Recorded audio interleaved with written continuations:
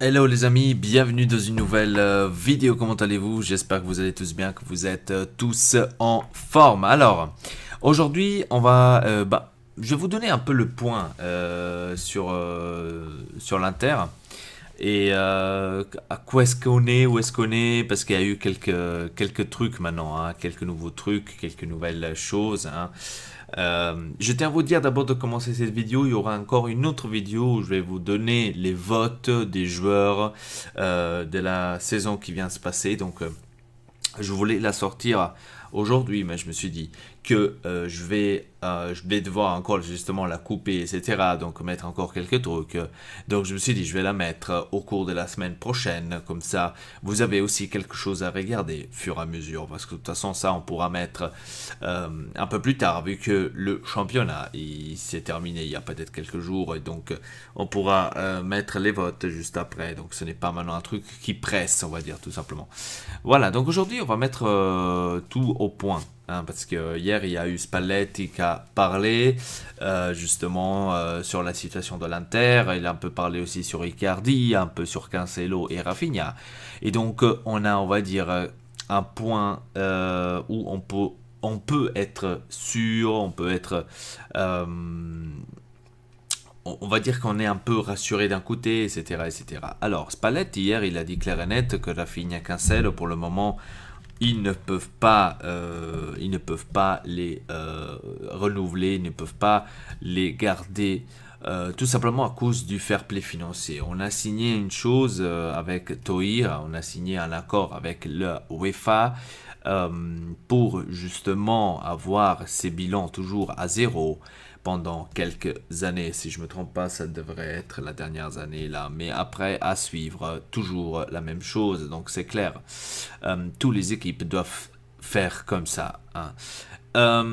Et donc, vu qu'on a maintenant ce fair play financier, comme je vous ai dit qu'on avait signé justement avec Toei, donc l'accord avec UEFA, on est obligé de garder justement ce règlement, et ça, ce qu'on a signé. Parce que ce qu'a signé Toei, Suning a acheté, justement, il a pris exactement le relais, on va dire pratiquement, de Toei. Et donc, on est obligé de garder profil bas, tout simplement. Donc, c'est ça ce que Spalletti a essayé de nous dire. Alors, Rafinha, Cancelo, pour le moment, ils ne sont pas, on peut pas dépenser l'argent pour les prendre, ça c'est clair et net. Donc pour le moment, donc tout le monde déjà pense qu'on pourra pas les prendre, qu'on va pas les prendre, et c'est ça, et ici et là. Spalletti, il n'a pas dit qu'on ne pourra pas les prendre, ça il n'a pas dit du tout. Donc sur cela, je peux vous calmer, il n'a pas dit du tout qu'on ne peut pas les prendre, dit tout, que c'est fichu, etc., etc. Il a dit que pour l'instant, ça ne marche pas. Justement, il a expliqué parce que justement, avec le fair play financier ici, là, ça ne marche pas. On doit arriver au bilan de zéro le 30 juin. Et donc, jusque-là, il faut qu'on attend que jusque-là on a zéro. Et après, on verra. Peut-être il y a Rafinha qui va rester, Cancelo pas. Peut-être Cancelo va rester, Rafinha pas. Donc ça dépend. Après, comment cette société va se décider. Après, il a encore parlé sur plein d'autres choses par rapport à des promesses qu'ils n'ont pas maintenues, etc., etc.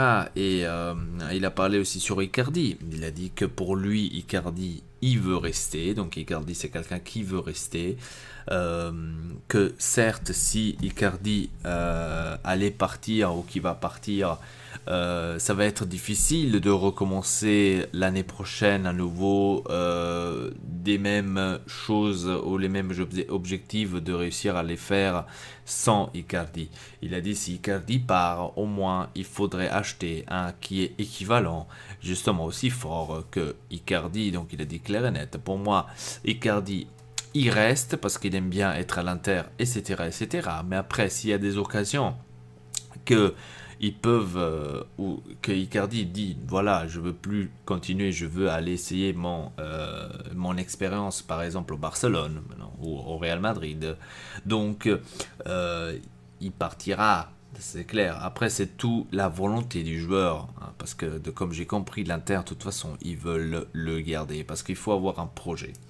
Ce projet, bien sûr, tout le monde pensait que l'année prochaine, on allait gagner le Scudetto et quoi que ce soit. Spalletti, il a mis tout le monde en rigueur. Il a dit, voilà, l'année prochaine, il faut qu'on se maintienne dans les 4 premières places comme on a fait cette année. Et bien sûr, plus facilement que cette année. C'est-à-dire que notre objectif reste toujours d'être dans les premières 4 places. Ce n'est pas maintenant un objectif le Scudetto, parce qu'en fait on lui a aussi demandé est-ce que l'année prochaine vous pouvez combattre pour le Scudetto. Lui il a dit clair et net, pour le Scudetto, écoutez, il faut avoir au moins beaucoup d'années de travail, il faut que ça renforce beaucoup d'années pour arriver à ce niveau, pour gagner justement le championnat. Donc ce n'est pas aussi facile de faire en une année. Et donc il a été clair, il faut qu'on soit bien sûr dans les premières 4, parce qu'à partir de maintenant, il faut qu'on se reconfirme. C'est ce qu'en fait, je vous avais dit aussi dans les autres vidéos. Maintenant, le truc, c'est se reconfirmer l'année prochaine. C'est pas parce que maintenant on est en Champions League que l'année prochaine on peut se reposer et dormir. L'année prochaine, il faut se reconfirmer, il faut à nouveau se requalifier pour la Champions League. Ça doit être une chose pour l'Inter, pour le club qu'il est, une chose naturelle. Donc c'est ça ce qu'en fait Spalletti a essayé de nous dire. Heureusement qu'on a Spalletti. Spalletti qui l'a renouvelé jusqu'en 2021. Tous ceux qui voulaient que Spalletti partait, je ne comprends toujours pas pourquoi. Je vous avais dit aussi dans la vidéo que je n'arrive pas à comprendre pour quelle raison. Parce qu'on a maintenant ce projet avec l'Inter. Même lui, il a dit qu'il se sent très très bien à l'Inter avec ces couleurs-là. Même il se voit très beau. Donc voilà. Il a prolongé jusqu'en 2021. Et moi, je suis content. J'espère qu'il va rester encore plus longtemps avec nous, avec l'Inter, et qu'il pourra nous apporter encore plus de gloire et encore plus de victoire à cette équipe. Tout simplement. Parce que si on commence à changer encore une fois l'entraîneur, on recommence toujours de zéro, etc., c'est un peu merdique. Après, il a aussi parlé encore de Ranocchia qui a dit, voilà, tant que moi je serai ici, Ranocchia va rester. C'est quelqu'un qui est 100% interista. Vous l'avez vu, tout ce qu'il a donné au dernier match contre la Lazio, il a une mentalité de malade et donc il a donné vraiment un réconfort à Ranocchia. Et moi je pense que cette équipe l'année prochaine devra rester comme elle est. À confront maintenant quelques joueurs, comme je vous avais dit aussi, Candreva, que j'aime pas. Candreva, pour moi, devra s'asseoir un peu sur le banc et faire jouer les autres, tout simplement. Mais sinon, le reste, si on regarde bien, Borca Valero, Vecino, Gagliardini, Perisic, Icardi, Skriniar, Miranda, Ambrosio, Santon, donc tout cela. Bon, Santon, je crois aussi, c'est comme Candreva, s'il serait... voilà.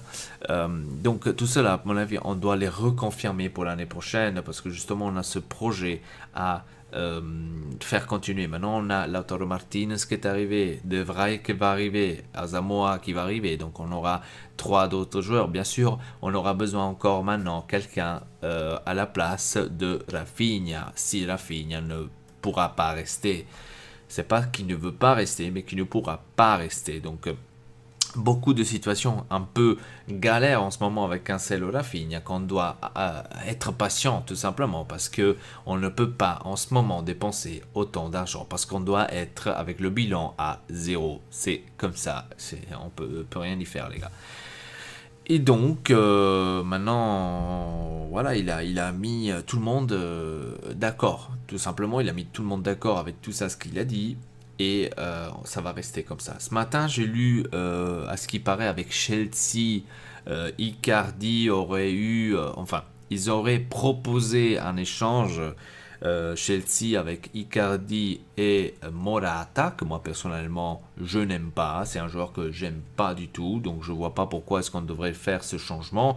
Je vois pas du tout Morata plus fort que Icardi, ou même, si je peux aller très loin, aussi fort qu'Icardi. Je vois la chose, moi, le contraire, qu'eux, ils prennent un attaquant fort, donc Icardi, et qu'à nous, ils vont nous donner je sais pas, un attaquant tout à fait normal, déjà pour ça. Et de deux, il a joué avec les Gobbi, et donc moi, je le veux pas à l'Inter. Bon, maintenant, certes, vous allez me dire, ouais, mais Asamoah, il va arriver, etc., oui. Asamoah, on va dire qu'on va lui donner une exception, hein. Mais Morata, non, parce qu'il a marqué contre nous, il a fait...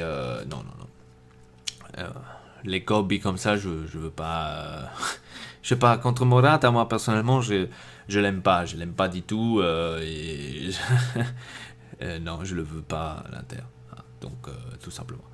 Et je vois pas pourquoi est-ce que ça devrait se faire. Bon, bien sûr, c'est une autre truc du n'importe quoi, parce que Miranda, ouais. Vandanara, il a dit que il allait rester tranquille, il va rester, etc. Donc, pourquoi faire maintenant tout le scénario de Vandanara? Ça, je n'ai pas compris. Mais bon, bref, ça c'est des trucs comme tous les années qui arrivent, et voilà, bref. Qu'est-ce que vous voulez que je vous fasse, hein? Avant de finir cette vidéo, encore, on a vu le Naples qu'il a pris Ancelotti. Bravo, bravo au Naples. Moi, je suis content qu'Ancelotti revient en Italie. Ça, c'est aussi un truc qu'a dit Spalletti. Très content que Ancelotti revient en Italie parce que ça se voit que le niveau de la Serie A commence à augmenter. Et ça, c'est une chose positive. Maintenant, il faut pas... tous les supporters que je ne comprends pas qui parlent maintenant de Naples en disant que voilà, Naples maintenant il va dépenser beaucoup d'argent, ils vont prendre Benzema, Vidal ici là, parce que oui, on parle de Benzema et de Vidal qui vont, à ce qui paraît, ils sont proches, je sais pas quoi, donc tous ces... À mon avis, il n'y a pas de Benzema ni Vidal qui vont aller au Naples. Donc, bon, peut-être après, oui, Ancelotti pourra peut-être attirer un peu plus de monde, on va dire, de haut niveau.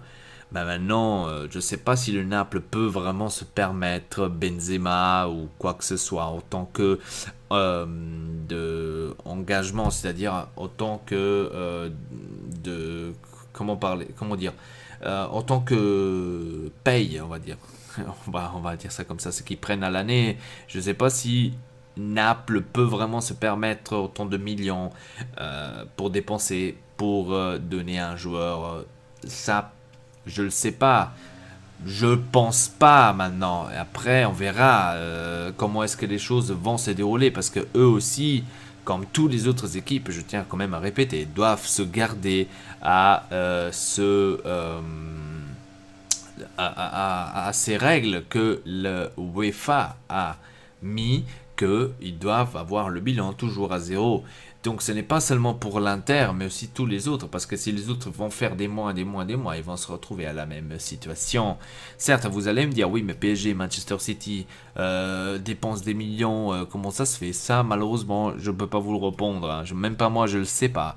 Ça, c'est des trucs que je pense que UEFA devrait faire quand même quelque chose par rapport à ça, parce que je ne trouve pas juste qu'il y a des équipes comme PSG qui peuvent dépenser 180 millions pour un Mbappé et 200 et quelques brouettes pour Neymar et ne pas les sanctionner par rapport à leur mercato qu'ils ont fait. Que si maintenant on voit maintenant de l'autre côté le Milan qui va se faire sanctionner parce qu'ils ont dépensé 250 millions et ils n'ont pas... Donc je comprends pas en fait, voilà, tout simplement.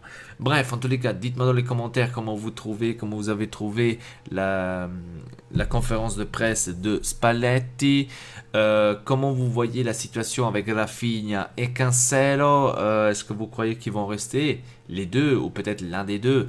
Et si l'un des deux, qui vous préférez des deux? Moi personnellement, je vous dis maintenant, j'aurais préféré que Rafinha reste à l'Inter. Je sais pas, parce que Cancelo, je sais pas, je vois pas trop cet attachement à l'Inter. Bon, après, c'est peut-être mon impression, je sais pas. Bref, en tous les cas, merci beaucoup de regarder cette vidéo. Abonnez-vous à la chaîne Ortex et Elpa. N'oubliez pas de lâcher un like et un commentaire, comme je vous ai dit. Et avec ça, je vous dis à très bientôt pour une nouvelle vidéo. Peace.